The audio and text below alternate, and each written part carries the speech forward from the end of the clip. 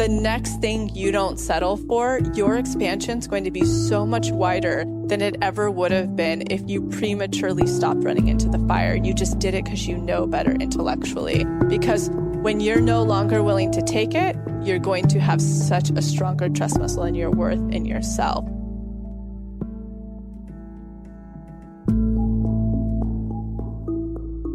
From To Be Magnetic, this is the Expanded Podcast with your host, Lacy Phillips.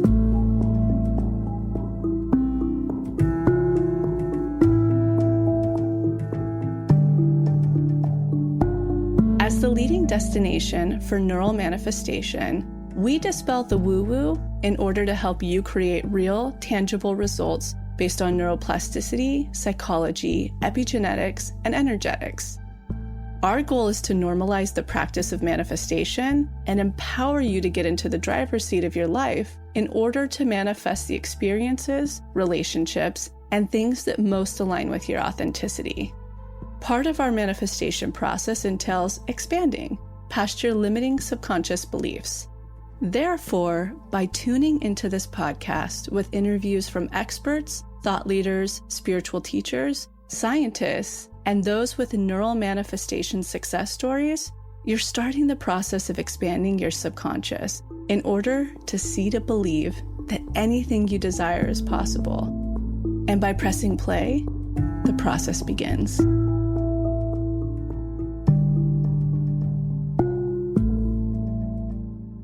Wow, what a great response to last week's re-air of the original Mark Groves episode, which was chock full of so many wonderful takeaways. I re-listened to it as well. This week we have something really, really exciting. I will get into that soon. But first, I really want to touch on some energetics because I'm working through Unblock Love just as you guys are. And last week, if you didn't catch my intro, I went really deep into the energetic connection between love and money and how many of us are being pushed to our edge, especially when it comes to either, but money in particularly, because both root back down to security. With that said, something I really want to talk about this week, while we're serving what's coming up in our life, many of us might be pushed to our edge right now. The concept that, and I talk about this a lot with tests, which is a very big part of love, manifesting in love or money, or any manifestations, like 3 things always have to be in motion. This is the biggest teaching: unblocking, expanding, passing test, or being in your worth. And something that's really important about tests is that they can present in 2 ways. Opportunities, and that can look like job offers, suitors, possible living situations that you're manifesting, or they can present in triggers. And the lower your self-worth is, the newer you are to this work. They can be both, but they tend to really present in opportunities. And the universe is dangling to be like, are you sure you're not going to settle? Are you sure? It has to kind of feel you out and grow with you in your self-worth. But when it comes to triggers, that one's a little bit more seemingly abstract. And especially during Mercury retrograde, a lot of triggers can come up for everybody. I implore you, number 1, if you're being triggered often, to thank the universe, because always, always, always, when you do the work on it, you're being directly mirrored of exactly where you need to unblock right now. It's like a gift. The universe is like, here's a shortcut. Look at all of these. And this is what I want to talk about. Connect them down to a root to see why, how they're connected. More importantly, how they're directly connected to what you're unblocking this month, which would be love. And of course, as I said last week, the moment you start that, it becomes money because they're totally connected, which comes back down to security. So what I mean by that is an example of that could be personally, I'm being triggered in a lot of different facets having to do with this remodel that we've been working on. And it presents with our contractors. It presents with, for instance, a provider who we order our appliances through. And thirdly, a really funny one that came up was through this seller on Etsy who was so rude to us. And when I did the work on the energetics, right, the energy can be bullying, not taking accountability, blaming, just kind of nasty energy. And I kind of put it all together and I surveyed it all together and I put it back down to the root. It really showed me how I personally have not been following this process to a T. Very similar to the dynamics of when I was a doormat in dating. And because this is tied to security, right? It's our home. So that's tied to security and money. No coincidence that I'm working through love with you all. And this is all coming up. So on a daily basis, during this week, as you're working through Unblock Love, and we have a new exciting announcement that's bundled with love this month, as you're working through either of those, I really want you to take inventory of every major trigger that's coming up, something that really bothers you. So even if it's a minor seeming incident, but it leaves you activated, may it be stressed, angry, jealous, upset in any capacity, painful, really take account of each of them. And then I want you to make the connection of what they have in common. And the way you can look at that is how each are making you feel, getting to the root of the feeling that it's bringing up. And then you'll walk through the way that you could potentially be settling in these circumstances. So you'll get down to a root, and that root is the one you should be focusing on unblocking throughout this process. And especially what you need to be focusing on expanding, and probably the biggest action piece, passing any further tests that present like these triggers. So that's the big teaching. And this is applicable to anybody who's doing this work in any capacity. If you're just working through the daily practice every day, connect the triggers together. Not only are they a test, but they're a direct mirror of what needs to be unblocked. Get down to the root of what they represent, which will help you very clearly as you're going through the daily practice, figure out where you picked it up and start to unblock it. And most importantly, expand and know how you need to pass those tests in the future. So that's the teaching that is super important. It's a thing I want you to focus on. We have a calendar linked below. Anytime you log into your membership, you'll see the monthly calendar right at the top. Click on that. It tells you how to work through both Unblocked Love, which is really specifically dealing with calling in love or exiting a relationship. And we've also created a mini workshop that's called Relationship Reflection Mini Workshop. It's for those of us who are in a relationship that you can work through simultaneously with this or only through that. It's bundled with love this month. So when you sign in, you'll see the calendar, click on it. It'll tell you what each of us are working on this week and focusing on. While you're focusing on that, continue throughout the day to take inventory of the triggers coming up, root them all back down to what's going on, the one specific commonality, and use that to understand right now in your current process of either calling in love, exiting love, working through your current relationship, or how it's connected to money. You're going to be able to pinpoint how you need to be unblocking right now with precisely what the universe is presenting, how you need to be expanding, and definitely how you need to be passing tests. So that's the big key thing. So for anybody who is not currently a Pathway member, you can purchase this a la carte. If you're not familiar with Unblock Love, you've never done it before, and you're wanting to join us in community doing this, which I highly, highly, highly recommend. Unblocked Love itself covers things like trauma bonding, desperation, finding your energetic blocks, crafting your partner list, cutting past energy, online dating, and more. It's also just recently been audited by our neuroscience and psychology advisor, Dr. Tara Swart, and reformatted to make it easier to follow along and digest the teachings. And then the brand new mini workshop that we created, like I mentioned, is Relationship Reflection Mini Workshop, which covers mirrors, the honeymoon phase, tapping back into that energy, triggers and needs within partnership, ending a relationship or outgrowing your partner, and manifesting together as partners within a relationship. So every single one of us are in the position of working through this. May we be single and wanting to continue to be single. May we be calling in a partner, exiting a relationship, or currently in a relationship.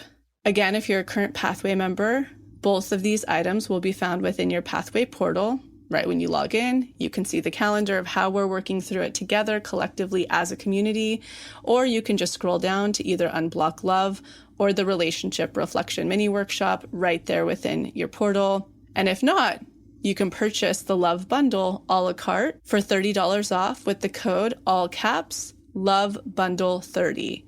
That's LOVEBUNDLE 30. Or if you decide to become a Pathway member, you'll have access to everything. Another tiny announcement I want to make is that many of you have reached out to stay at the Forest Retreat House, which unfortunately during this surge around the holidays had to be completely shut down. They weren't allowing any Airbnbs in the neighborhood, but it's all back open. The current guidelines that we're following is that we can only allow a maximum of 2 guests. So it's beautiful for Love Month if you want to go up there as a partner, with a friend, or simply by yourself to work through your workshops, to go to Yosemite. And the beautiful thing up there, because their cases are much lower, is that most everything's open. So that means indoor dining. If you want to go to the Ahwahnee up in Yosemite, Yosemite is open. There's a lot more access and availability to feel like a true retreat and a little bit of normalcy away from the city. So you can check that out at the link below, the availability that we have, which has opened up a decent little amount, February, March, April. So today's episode is super, super, super fun. I have to give so much credit to Jessica, my co-host, as well as Kevin, who I don't get to mention enough in this. We have to start mentioning Kevin so much more. He is our editor. He is unbelievable, the coolest Pisces, I think single, and so at some point we'll have to we'll have to put him out there because he's such a good guy who is just continues to surprise us as a team of what he finds interest in within this brand and this work, and shares with us within his family. He's such a cool dude. But they together went ahead and really crafted and created an episode with our best teachings on love. So sharing tips around dating and partnership for a best of episode. On top of that, we have a mini lesson on attachment styles from Amanda Blair, our coach. This episode is such an amazing takeaway. This is going to be one you'll save. It's one that you'll use to navigate the entire rest of this month, teaching on trauma bonds, spotting dating tests, managing a breakup, and how to navigate triggers in dating and partnership. And something to really look out for, we have an explained episode still coming out for you later this month that really focuses on partnerships themselves and being in partnerships and dynamics. So this one in particular just covers the gambit of attachment and love and dating and exiting and a little bit of partnership. And then we'll have that really fun last heavy hitting episode of the month that really goes super deep into partnership. So enjoy this wonderful Valentine's Day weekend. Don't buy into its commercialism. Really make this about you, looking at your needs, self-care. It's personally my birthday weekend, so I can't wait to really kind of relax and enjoy with Max. We're going to do a little tiny staycation, eat at our favorite places, and just do the things we love in these last couple of months as a twosome before we become a threesome. So wishing everybody a really, really beautiful holiday weekend. Let's get into it. Welcome everyone back to Expanded. We have a really fun mini lesson in the top of this episode. As Lacy mentioned, we're helping on all things partnership in this episode. And one key factor of that is attachments. So we have Amanda, our TBM coach, with us today.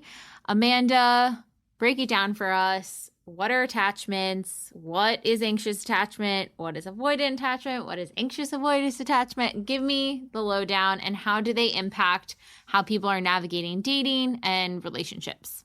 Absolutely. I'm so happy to be talking about this. Attachment theory and attachment styles are my favorite subject. So let's start with just what is attachment theory? So attachment theory states the way we attach to our caregivers in childhood will reflect the way that we attach to our adult relationships in adulthood. So there are 4 different types of attachment styles, and we'll start with anxious. So with an anxious attachment, how that is created is one or both caregivers were inconsistent with attuning to the child's needs. So the child couldn't trust their love and attention would always be met, and it creates anxiety. And as you move into adulthood, it also creates this thing called hypervigilance, which is a heightened sensitivity to any threat of disconnection from a loved one or someone you feel attached to. And just a note on attunement and presence are two very different things. You could have two caregivers or even one caregiver that was present in the home with you always, but not attuned to you, meaning they were really tuning into your needs and meeting those for you in a consistent manner. If you didn't have the attunement or you had it inconsistently, that's going to create that anxious attachment. And then there's avoidant attachment. And that stems from one or both caregivers who were either emotionally or physically absent, and there was some emotional or physical neglect. So the child shut down and withdrew in order to try to find some soothing. Enmeshment can also be a part of that, where the child feels responsible for a parent or parents' feelings, and this stress causes them to shut down. And then in adulthood, this leads to anytime there's stress, whether that be from an argument or too much is going on at work, or a partner asks them to hold space for their emotions, to withdraw and shut down in order to process what feels overwhelming to them. Intimacy can feel quite stressful and unsafe for an avoidant.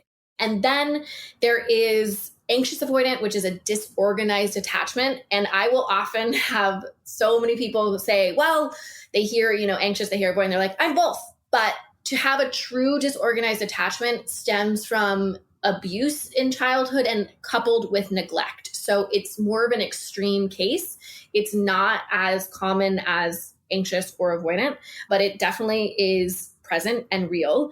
So with someone who has that, relationships feel quite difficult because they are going to be chasing unavailable, also be very unavailable themselves, have a hard time regulating their emotions.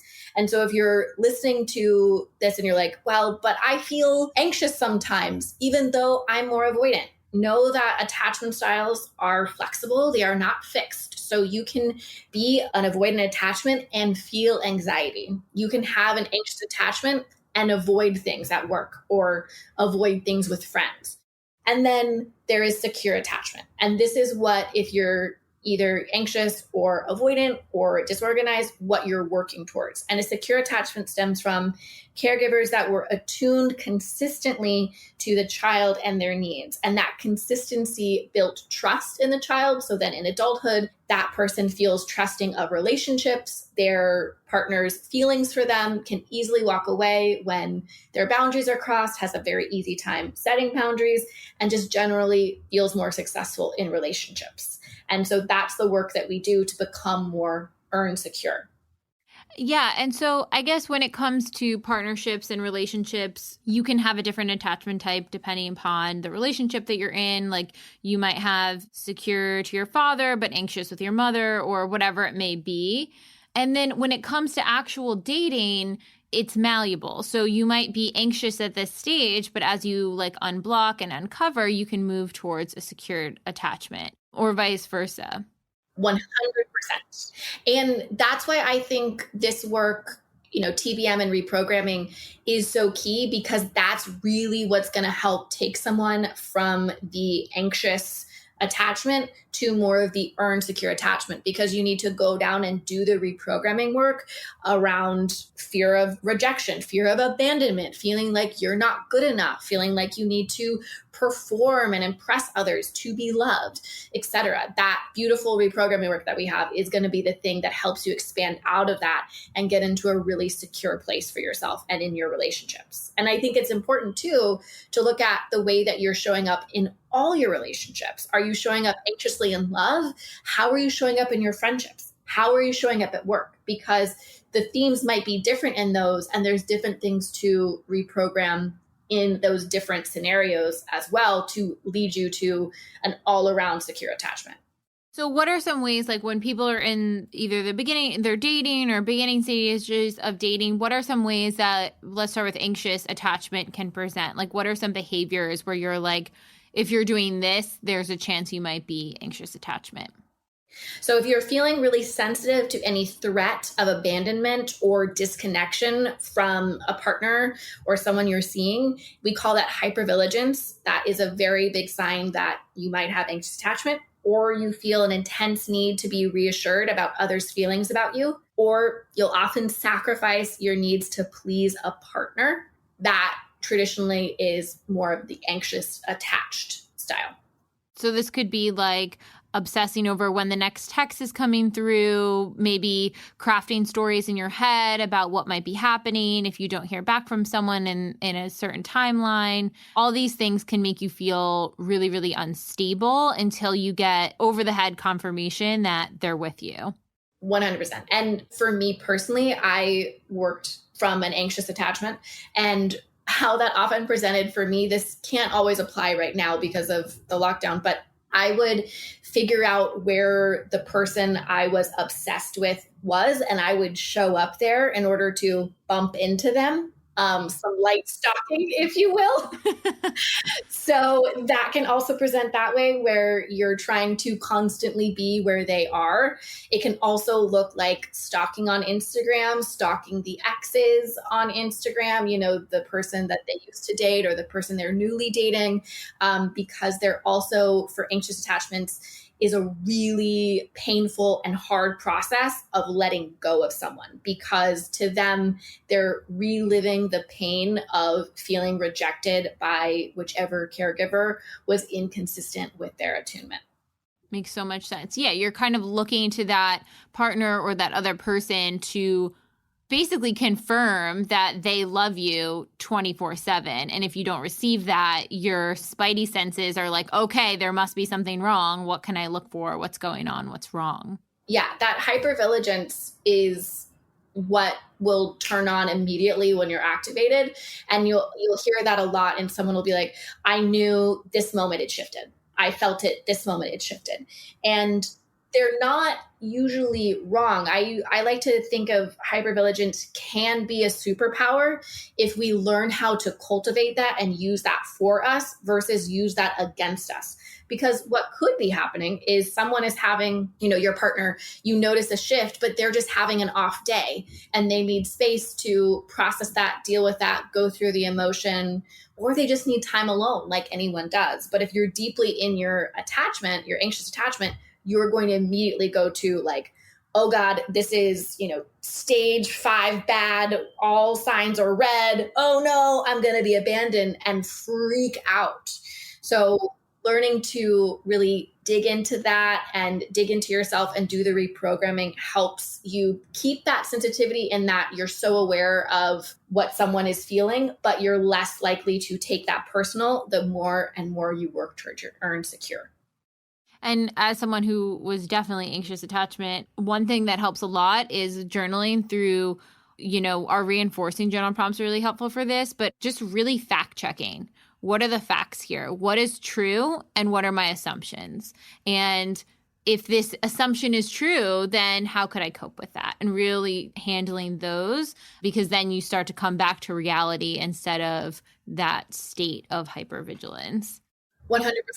When you're activated, your nervous system is going to be going nuts. So one of the best things that you can do for yourself if you're an anxious attachment is really focus on allowing your nervous system to calm down. And there's different points that you can squeeze on the back of your neck. You can put your hand to your heart. You can do deep breathing and really focus on the exhales, as that's going to allow that nervous system to slow and shift out of fight or flight and back into rest and digest. And when you're back in rest and digest, then you'll have more capacity to do that exercise that you just talked about, which is so helpful to really help you get your feet back on the ground.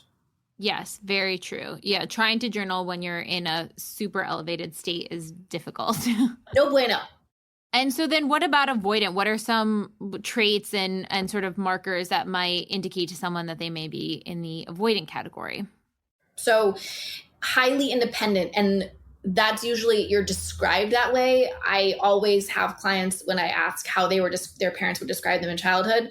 It's always, oh, you were so independent. You always played on your own. I never had to worry about you. You were so quiet. You were always just fine. They create more emotional distance in relationships. So if a lot of intimacy feels really tough for you to navigate and hard to get into, and you don't have that in a lot of your relationships, that could be more avoidant attachment. And even if you find it hard to be highly involved in relationships, so you're kind of like in and out of all the relationships in your life, and you'll often shut down, withdraw when stressed. And again, that can come from, directly from the relationship, someone getting into an argument with you, or someone asking you to hold space for their emotion, or that can come from more of your life, what's happening, so that you don't feel like you have enough energy to give to extra to that partnership. So you will withdraw and pull away in order to kind of deal with that and get yourself back to equilibrium. Yeah. It's not that they don't care as much, which is a misconception, is like, oh, this person's pulling distance away, they don't care as much. Like, they care a lot. And because they care a lot, they are trying to protect themselves. Right. Back to what happened for them in childhood, there was neglect, and maybe neglect even with enmeshment. So with that, then they were being asked to, their needs weren't being met. But then if they were being asked to hold a parent's emotion, that is overwhelming. That is way too much stress for a kid, right? So then they go into adulthood with that, this is overwhelming. I can't process this. If I do, my needs won't be met. So they're trying to survive. They're trying to preserve by, I need to pull away and deal with myself because I don't have enough to deal with you. But when they can really start to learn to tune into their feelings, which I know sounds really basic, but it's not, being able to actually tune in and name your feelings versus suppress them and not look at them or deal with them, is the first step into really being able to welcome someone else into that process for you, and not just needing to withdraw and pull away. And I also just want to say, people that are more avoidant attachment doesn't mean you can't take space, doesn't mean you can't have great boundaries, doesn't mean that you can't sometimes be like, I need to process this alone and then I'll come back. You absolutely can. It's just, you're going to be able to communicate that and include that other person in what you're going to do to process, so they don't feel alone or left or whatever it may be. And then what about secure? What are some sort of tent poles of a secure? I always hear the term interdependent relationship. So you're both independent and connected at the same time. Yes, someone who is secure feels very comfortable with intimacy. They're very comfortable with boundaries, their own and others, setting them, knowing when someone has crossed their boundaries and walking away if needed. They're very good at communicating needs. They're very good at hearing their partner's needs and trying to meet those the best they can. They're very good at interdependency, meaning they know that they are responsible for their happiness and their well-being, and they can depend on their partner, but they're not in that codependent dance where they think, oh, my happiness depends on you, or your happiness depends on me. So interesting. I think it's really, really helpful to understand sort of where we lie on the spectrum, especially at different times, different phases, and start to utilize some tools to shift closer to the secure and notice when, okay, is this a fear or is this my attachment coming up? Absolutely. I think what attachment really helps in relation to this work is it helps you get more specific in what you need to reprogram around your programming and conditioning around love and relationships, right? And it's going to be different for you depending on what your attachment style is and what you specifically experienced within that. I think it helps give you an extra lens to look at just that much closer and get that much more healing. Yeah. So in like a tangible example too, if you are someone who's obsessing over the text, you can recognize it as, oh, okay, I'm activated for my attachment type. What am I needing from this situation? And how is this similar to something that I needed in childhood, and start to reprogram that step by step. Exactly. Yes. I think, for anxious attachment, I have a thing called preoccupation exercise that I'll give to clients moving through a preoccupation phase, which is when you're obsessively thinking about someone. And anyone who's been in that, it's so painful and it feels like I can't eat, I can't sleep. All I can do is like think about this person. And essentially what that exercise is realizing you have an internal need that you're trying to get met externally. So pulling yourself back in to try to meet that internally. And that's a lot of working with your inner child, because when that's happening, your inner child is like, hey, over here. I feel scared. I feel abandoned. Help me, please. Like, show me love. So we really need to go in there and give that so that we can find that integration. Ooh, so good. So good. Thank you so much, Amanda. This is so helpful. It applies to everyone. So take that in, everyone, and try to figure out where you may fall sort of on that spectrum. Yeah. And if you're listening to this and you're like, oh my gosh, I want more, the book Attached is a great place to start. Awesome. We will link that below as well. All right, guys, enjoy the rest of the episode. Bye. Expanded or attachment type. I manifested a partner who is my whole list. When I feel in high self-worth, I truly feel he is my person. But every couple of weeks, my anxious, avoiding patterning comes out and I have doubts. I wonder, is it just my conditioning and unwillingness to trust that I won't be abandoned, or is he an expander?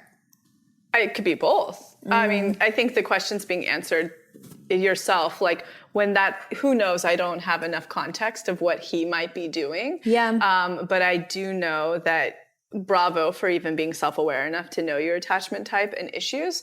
And I too struggle with both of those. It just depends on who I'm in like relationship with. The big takeaway in this though, yes, he could be maybe an expander. Maybe it's not the thing. I don't know enough of context, but I do know the biggest thing is no matter what's happening, this is a beautiful opportunity to face your shadows and your biggest insecurities that are making this energy happen. And there's no better time to nib it in the bud and like chisel away at that than being in the experience. And through that, you're going to start to gain a little bit of leverage, a little bit of a confident lens to then be able to discern, is it a test expander or is it my person right now and I just need to take my work deeper? What are your thoughts after doing the work? This is actually, I'm sure I've hit this block at some point. And for me, being of a family who parents divorced and affair and all of the things, I had a lot of trust issues to work through. That was like my big thing going through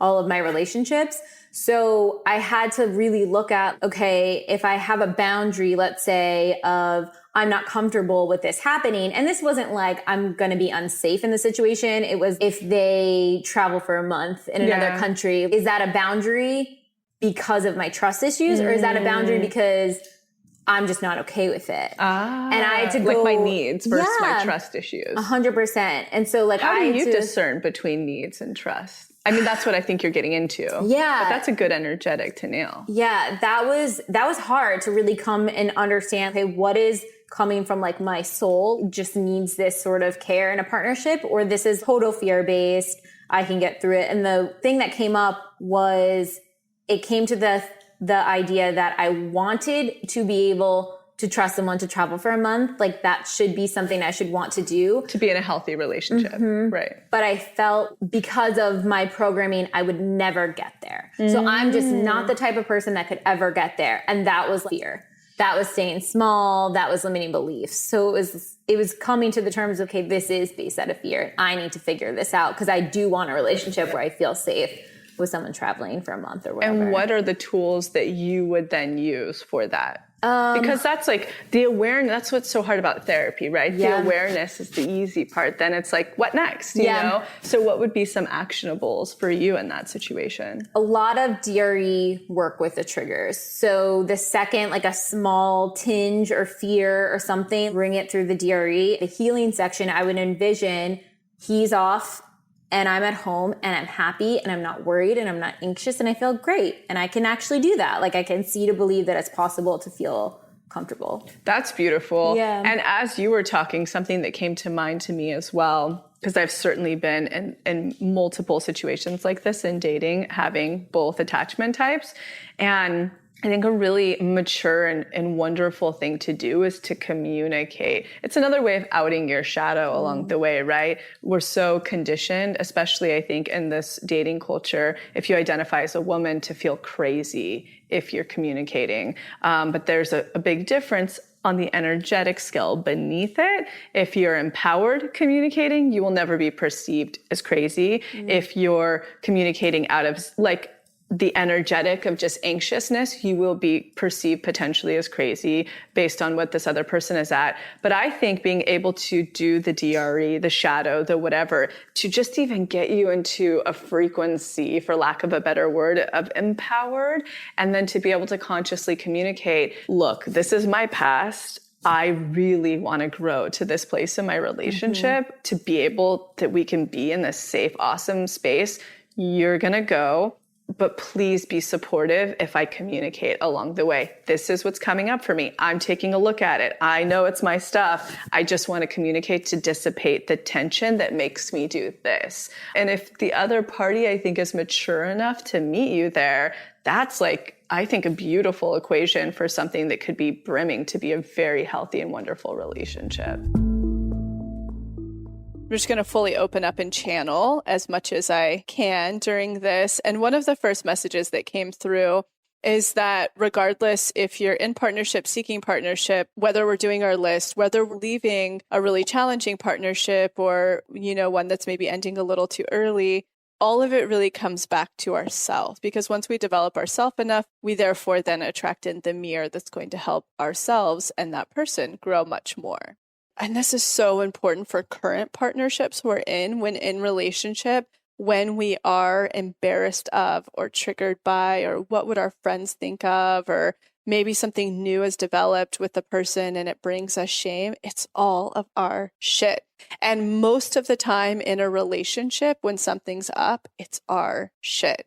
Most of the time. And honestly, if you have that little dangling carrot that when you can work on your own shit, I'll say this to me, when I can work on my own shit in a relationship, when I'm noticing there's tension or something's coming up, this is a relationship that there isn't abuse and all of the disclaimers, better stuff keeps happening in my life. Everywhere else, I keep manifesting other things because love is such a big component.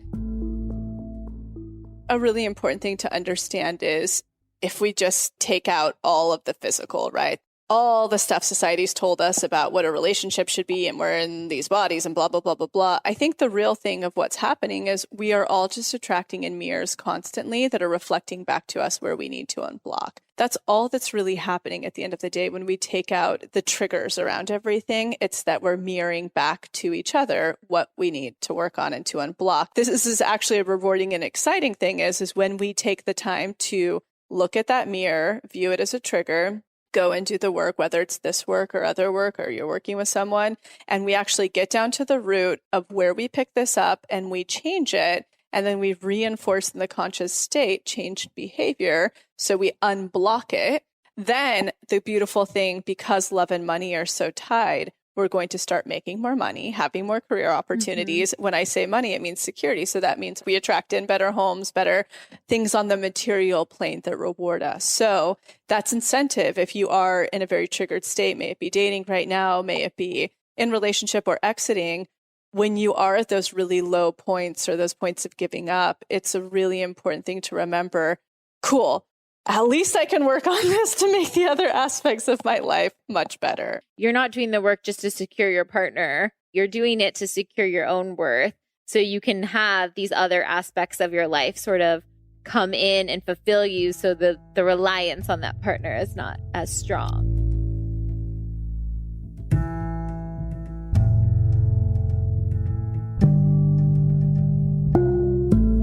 So I'm quickly interrupting this episode to invite you, if you're ready to start your manifestation journey, or if anything you've heard in our manifestation episodes has piqued your interest to begin.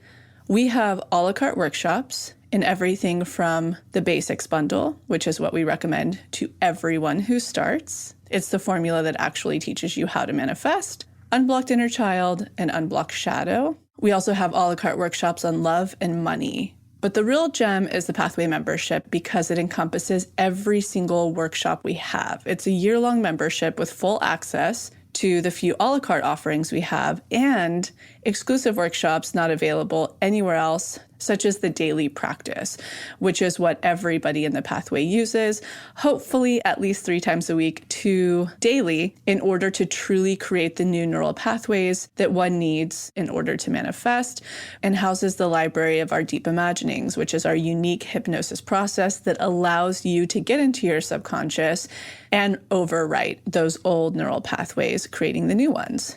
You can use our special code, EXPANDED, all caps, EXPANDED, to receive $20 off your first a la carte workshop purchase or $20 off your first month of the pathway.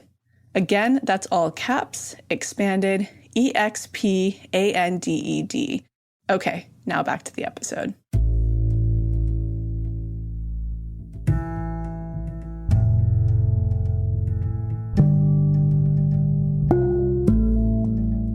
Talk a little bit about the unblocked piece. How would you define unblocking in a partnership? Sure. So first we'll get into trauma bonding. I think that's a really good picture of feeling blocked. We tend to attract in whatever modeling we witnessed growing up. May it have been our very direct caretakers, and it doesn't have to be specifically how they treated each other. It can also be the dynamic of how we interacted with each of them. So it could have been any caretakers. I grew up with 4 different households. So for you, maybe it was a mother, father, mother, mother, father, father. Maybe it was uncle, aunts, whomever, adopted parents, the foster system. You're going to naturally attract in those dynamics, that interaction. And again, it's various how the caretakers interacted with each other and how you interacted with each individual caretaker, because at a young age, you imprinted that is what the messaging of love is and the dynamic of love and coding of love. And a lot of us know that most of us, I'd say 90% of us, were raised in households that were dysfunctional, versus what our true authentic selves actually, our conscious, higher authentic self actually craves. And again, that's not woo-woo higher self. It just means the best version of ourself, what we actually desire and want in order to become the best version of ourselves in this lifetime and to walk that path with somebody else. So trauma bonding is really this thing we do where we tend to continue to attract over and over and over again those same dynamic experiences into our life. And if we don't do the unblocking, so going back to simple psychology, looking at the imprintation we picked up and imprinted from 0 to 7, 14, if I'm being generous, what love is supposed to mean to us. And everybody's is different. And there's a big spectrum of the dysfunction of what that looks like. So until we actually start to open up our subconscious and take a peek inside of it and see why we may keep attracting in, maybe we're not attracting anything at all. Maybe we're attracting in dysfunction. Maybe we're attracting in a safe version because we don't want to be hurt. There's so many variables of what we can be attracting in versus what our best self actually wants and needs. So it's really about opening up that subconscious in a subconscious state. We do it primarily through my version of hypnosis called Deep Imaginings, where you really look at why am I attracting in what I don't want or not attracting in anything at all? And how do I start to unblock that so I stop attracting in trauma bonding? And that's what it is. It's usually we're attracting in our other piece of our trauma. So how our caretaker, let's say our mother, for instance, how she may have dealt with us and our interaction of what love meant, we tend to play our role and then attract in the other puzzle piece of her role through multiple partners, whatever sex we may be attracted to. For instance, in Max and I, my current partner, we still trauma bonded, but we're evolved enough to both be doing our own personal work to be unblocking through that together to walk this journey together. So that's a really important thing to understand, is that we often attract in our trauma bonds, our other puzzle piece. And it could be various, like other partners in the past for me have played my father role. They've played my aunt role. I've played my grandmother to them. And we tend to always fit each other's other halves of what they needed from that person or vice versa. So I think that's an important thing to touch on too, is noting that just because you realize, oh my gosh, I've trauma bonded with this person over something that maybe I don't want to act like anymore or do anymore, it doesn't mean the relationship's wrong or bad. It's sort of like this is kind of how two people are attracting to each other. And then you kind of go in and do the work together in most cases. Well, yeah. And so I don't want to give permission to the person who is giving licensing to the emotionally unavailable suitors they might be bringing into their lives. You know, for a long time, when I wasn't doing any work on myself, I was a doormat, always in dating. And I think a lot of people can identify with this, where they tend to attract in the person that doesn't want to commit to them, or they're not a great communicator, and that's really their love language, or X, Y, and Z. We can keep naming that off. Up front, those would be called tests. But if you are attracting in, and sort of the difference when you're in, let's say, dating, before you're in the stage of being committed, usually when you manifest in the person you're supposed to tango with for quite a while, or for a while, whatever that looks like for you, it tends to feel like this. It just comes, and this isn't like trauma bonding this. It just, there aren't games. Both are available and they're trying to communicate and want to commit to each other. So there's that distinction when you're dating. However, if you are playing a lot of games, you don't know why the person's not calling, they're not being upfront, they don't want to commit. If you need commitment, that's problematic. That's a test. So in the beginning, if you are attracting in trauma bonding tests, those aren't the things you need to take your time to work through with that other person, because it's a little bit of a wasted time. If two people aren't consciously wanting the same thing together, there's not going to be space and room for the two people to work on issues together. Exactly. So if you're dating somebody and they're really just wanting to hook up, and maybe they're kind of making it seem like they want something in the future, they don't, because it's not this, right? It's games. When does something become toxic and worth considering that it's not the right thing for you? So certainly if there's any form of abuse happening, period, I have that's like a clause for me when I would work with people. That's something that very seriously has to be considered and navigated and protected, and it's real and right, and you're worth it. So that's always a big, big filter.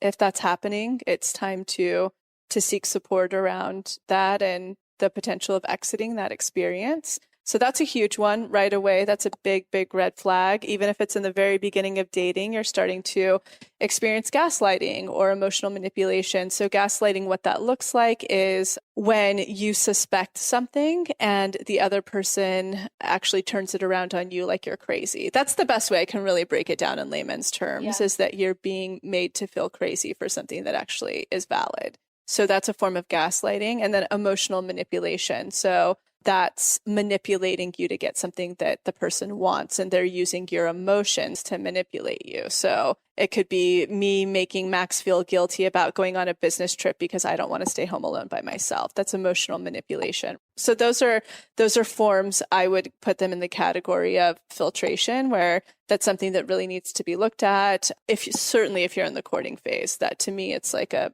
pretty big red flag. If you've been doing heavy work on yourself and you do desire a relationship that's going to be mature enough to continue working on something together, bettering ourselves while walking this path together. But if you're in relationship, then it's time to either supervised, or if the two people are conscious enough to propose that conversation, we need to look at these things that aren't healthy and they're not working for either of us. They're not helping either of us grow, nor are they helping this relationship grow. That's when you can seek counseling together. If that's not an option, that's when, again, you can start to look at if exiting is the right plan. So really, to me, what exiting all comes down to is my partner willing to do the work with me and go, if that's seeking out professional help, if that's doing some of this work, if that's doing other accessible work that exists out there that maybe is psychology-based or spiritual-based or tool-based. Usually it comes down to, are they willing to work with me if I'm being stunted, unhappy, or abused? And if it's a no, that's when I start to look at the exiting potential. Whomever I'm in partnership with, they have to meet me there. They really have to meet me that they're willing to do the work. And so that's a huge exiting lens for me. Are they willing to do the work? Dating, red flags are just red flags. Like, that's right. I'm like, this is only going to personify and get bigger. Some people could be listening who are in partnership right now, and they're like, but what would be some clear examples of when maybe I shouldn't exit? I think grief is a really interesting lens that can make all of us grow dramatically. And I loved looking at all of the comments that people were putting. I mean, there were hundreds of them in there, encouraging that it's actually grief is, you're just in such a different stricken place that, and so even I'll give an example of Max and I, having trying to get pregnant and experiencing a chemical pregnancy, I went into such a deep state of grief, of giving up, and it was so deep. And I knew that he couldn't really meet me there because he wasn't experiencing it so much physically, and he has time and all, all that stuff. And I was so unbearable, not only hormonally, but also just in that state of, deep depression. Like, what's the point of another day? And he held that space so strong for me. But I did keep looking at him, and I did question him often because I was like, he doesn't get it. He's holding me back. He can't be in the play. And grief just puts such a cloud around each person and each person's experience. Just let that be a warning if anybody's going through that it will pass. If it's something that obviously lasts ages, and, seek help on it. But I just want to bring up a couple of highlights because I know we're quick when we're in manifestation that we don't want things to block us and hold us back. But it was actually a massive learning opportunity and growth opportunity for both of us personally. What are things that when people are looking to call in their partner and they're meeting potential suitors, that right off the bat they can disregard or see them as a test, or see them as like, okay, this is not going to be your person? 3 that I mentioned, I've been mentioning on the speaking tour that I think are really, really beneficial, and they're still energetically applicable to this. Number 1 is, have you created a boundary recently around something? So a boundary can look like, I will no longer accept the person who hits me up at 11 p.m. at night to see them, because clearly that doesn't mean their intentions respect me, that they actually are putting my thoughts in my calendar, my availability forward. Like there's a big level of non-consideration going on there. So maybe that's a boundary you've just set with yourself in the dating world. Then you're going to be tested, right? You're going to start getting tested with somebody who's so your list, and they've actually been really, really responsive, and the conversation has been nice so far, but then it moves into the space where they start doing that to you. It's an automatic no, because you've declared to the universe, energetics, if the universe feels not inclusive enough, energetically, you've declared for your worth in yourself that I will no longer accept X. And then if you're tested on X, it's a hard no. So that's one. Secondly, does it make you feel shame or embarrassment? So if you were to go out and tell your friends or coworkers is a good one because your friends are more intimate. So they see into a lot of your vulnerability, whereas we don't really get as deeply intimate with, let's say, the coworkers that we haven't turned into full-fledged friends with yet. So would it embarrass you if the behavior you're receiving from, like, let's say this dating experience, if you were to tell your coworkers about it, would you be like, that sounds really bad coming out of my mouth? Oh, that's a hard no. Mm-hmm. And then 3, does it make you sink or have low self-worth when you experience something? So maybe you've been seeing each other for so many dates and you run into their friends at a restaurant and they don't introduce you as someone they're dating or someone they're on a date with or someone they're seeing. I don't know. Maybe it's you guys have hooked up already and that's not happening. And that makes you feel a little low and not seen. And it could be something as simple as a conversation later where you're like, maybe they don't want to be presumptuous because you haven't had that conversation. But if they're not even there, so they're like, what? I don't, it's a no. Mm-hmm. So it's really those 3 things are a great filtration process. Does it impede on a boundary?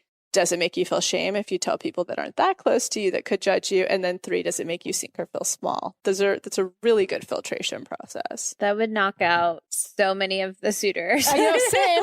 If I go back through my dating history, I'm like, wow, that could have saved me so much time. So much time, so much. And that's for every type of manifestation.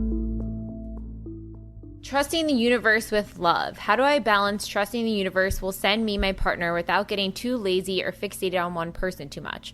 My friends keep telling me I should get out there more or I should just text him, but that's never worked out for me in the past. I'm on Tinder and generally open to meeting someone. Background, my ex reached out today and I feel like it was very much on the nose test. But thanks to journaling, I realize us being broken up is for the best, so I'm open to something new. But I feel like I may have just fixated on this person too much. Is this a test?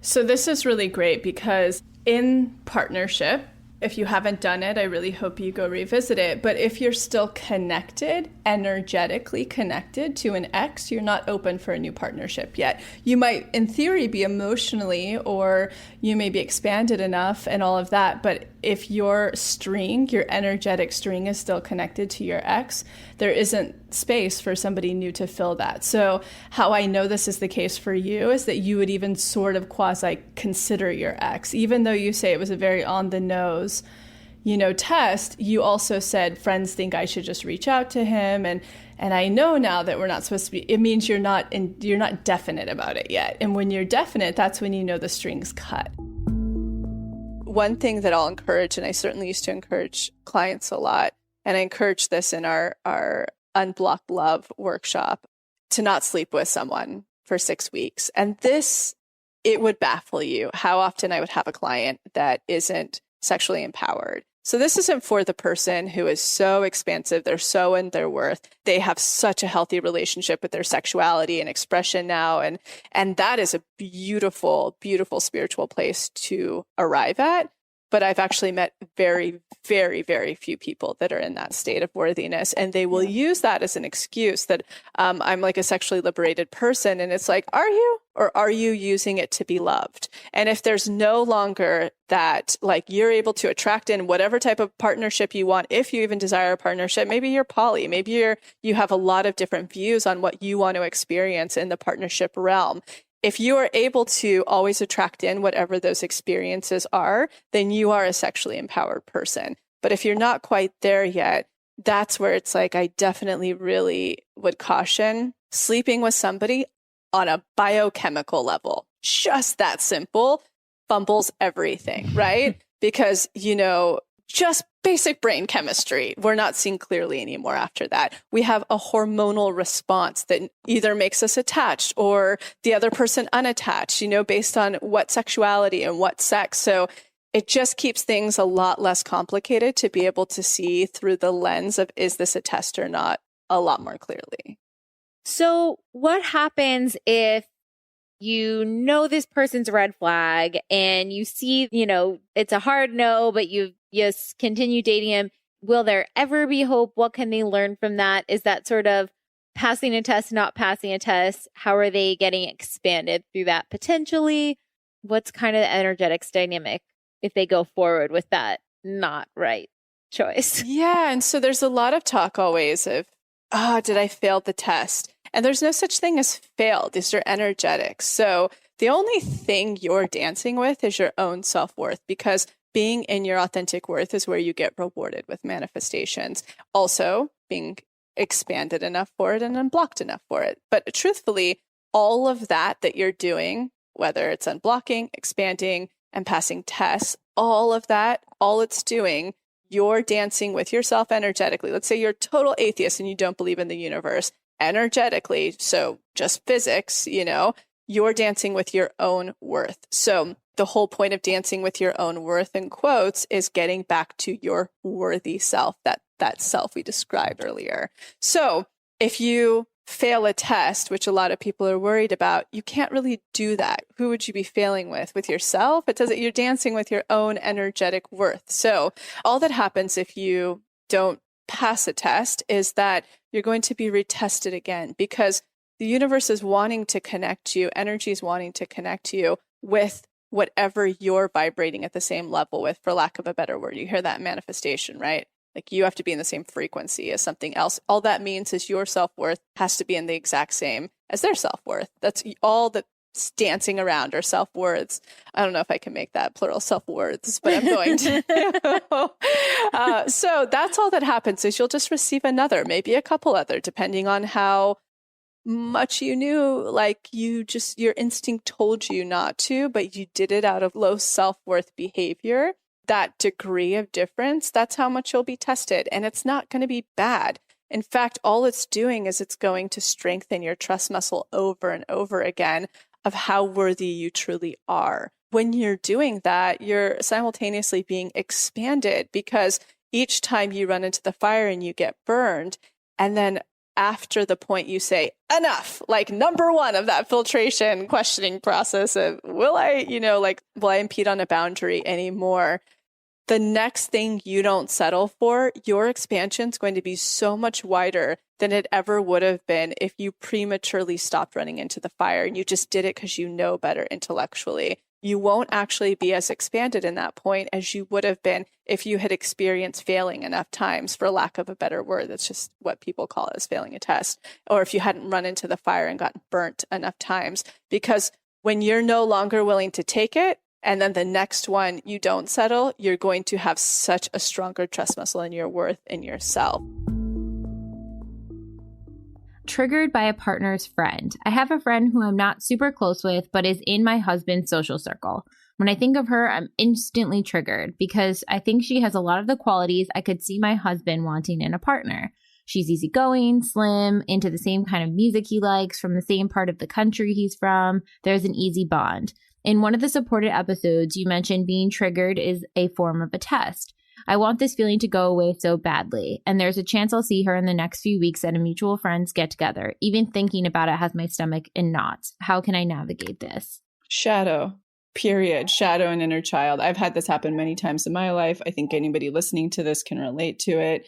Basically, what you're witnessing is everything that you feel like you've rejected or you no longer have, or you're not good enough, but your husband wishes he had those things and you don't personally have them. You're feeling like you're not good enough, or you could he could leave you, or X, Y, and Z. I mean, I've experienced this many times, and I always tackle it. The first way in, you don't have to go all the way through shadow and inner child, is to really just take it through the daily reprogramming exercise titled Shadow and Inner Child Integration, and start to use that anytime it comes up.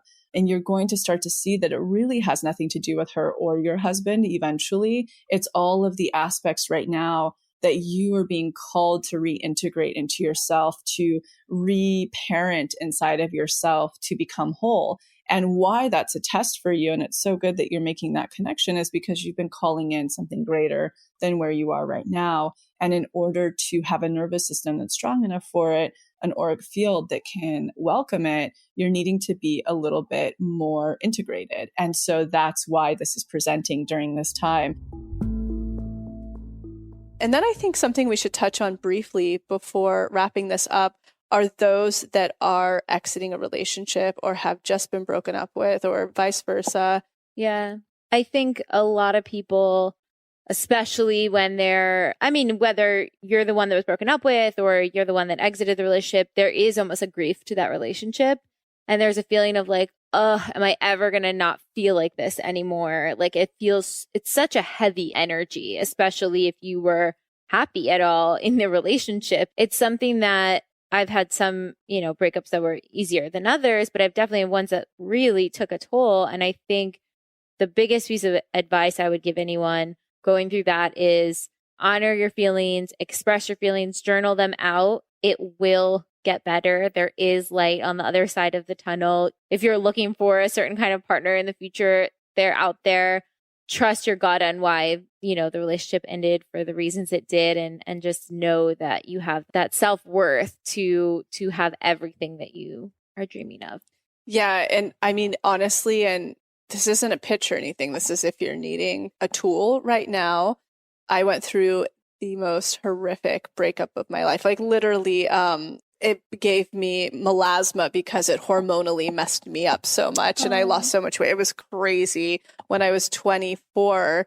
And if I had this workshop, then I would have been so grateful, because I think I was reading every breakup book, like why he's just not that into you. And I was reading everything to be like, how do I make this never happen again? Did you Google like what to do?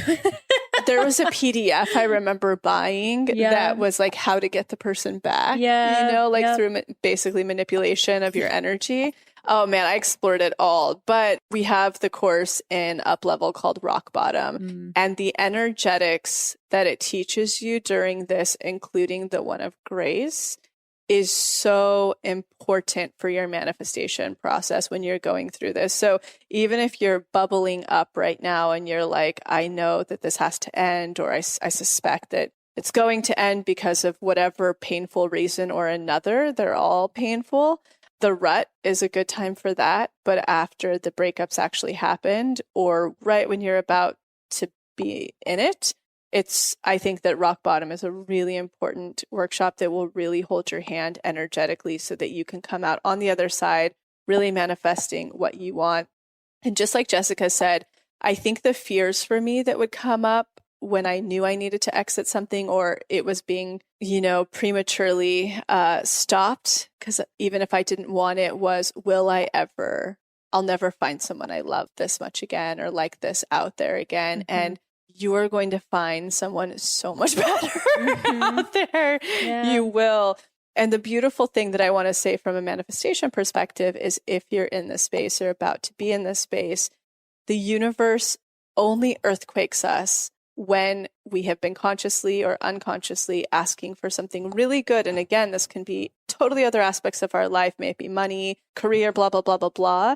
But it's very close to you and you're not growing your self-worth quick enough to meet it. Therefore, you get earthquaked into sort of a rock bottom experience to grow your nervous system to be able to hold this next thing and grow your self-worth quick enough, because you've been settling so much in whatever the dynamic may have been. So I just really want to impart on you, something very big is wanting to connect with you, and you are going to, in partnership, have something so much better than this in the future. I just really want to say that right now. And everything we've talked about in this entire episode, again, I just have to put the bow on. It really comes down to us and doing our work. It feels so good to know you have the power to bring yourself joy, to raise your self-worth, to have the things you want in life, and to create. You're your own creator. Yeah, like, you're enough. Let's go. Honestly, the more enough you are, the more you're going to attract in whatever version of love you want. For anybody, any of the phases you're in, may it be looking in or leaving, go check out the motivation. It's our testimonial portal of My Magnetic Stories. You click on it. We'll have the link below. It says the motivation, and you'll click right on love. Feel free to click on career too, because they're always connected, and just read them to be expanded right now. That you are your creator. You can create without having to wait on anybody else the type of partnership you want, the type of one you're calling in, or certainly while exiting the next one you want to create once you've healed. Yay. Happy Valentine's Day. Happy Valentine's Day, everyone. If you celebrate. Yes. Yeah. And celebrate yourself. Yeah, self-care. That's what I do on Valentine's Day. I'm like, I'll get a massage today. Rose petal. Max is just a bonus if he's around, but I'm like happy to celebrate myself. Exactly. Bye. Bye. Thank you so much for tuning into the episode, and I hope you enjoyed it as much as I did, we did. And in case you're not totally ready to join the pathway yet, I wanted to share a few of our free offerings that I'll often suggest to people as a little bit of a blueprint to get them started on their manifestation journey. The first place I like to direct people completely for free is the motivation. You can see it linked below or on our homepage as our testimony library.